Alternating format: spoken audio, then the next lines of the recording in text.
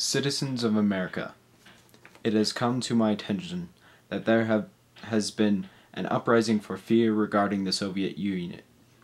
These fears, I believe, are the result of the Soviets practicing communism, which is the belief that private property should be replaced with community ownership. You may or may not know that this communism has been the outcome of the oppressive nature of their leaders, who have led to the mass murder of millions of their own people. These Soviets believe that communism should spread to all nations across the globe. I understand that you fear that they will overpower this country, but let me assure you that this godless abomination of a mentality will be rendered from existence.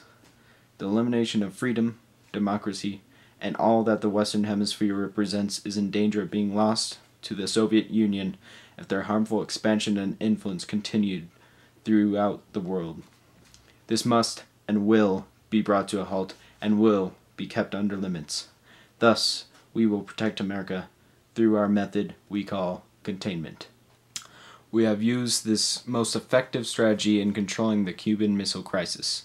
You may all know that we did plant bombs in Turkey, yet we did this without the intent of use.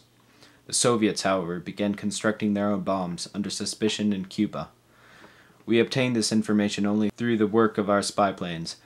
Due to this knowledge, we were able to instate a quarantine of all offensive weapons from Russia, which were intended for installation in Cuba and were for the use on American soil.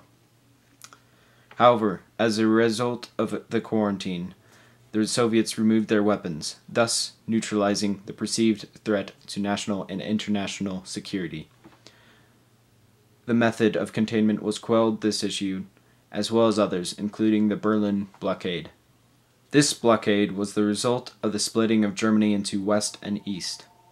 The Soviets had seduced East Germany into communism, and thus their leader, Joseph Stalin, blockaded Berlin and starved the city of resources. If Americans had not interfered on the people's behalf, Berlin would have surrendered to the terror of communism.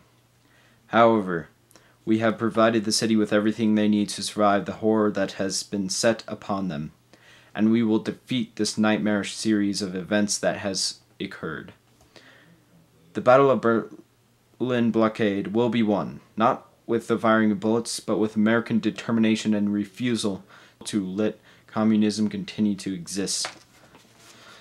A final example of how containment has overcome the repulsiveness of communism is the defeat of North Korea. This country, supported by the Soviets, had invaded its southern counterpart. Our troops, joined by our South Korean allies, were locked in an unceasing battle, and we were nearly pushed to the edge to the Korean peninsula. However, we retaliated forcefully, successfully rebounding upon our enemies and counterattacking in any way possible.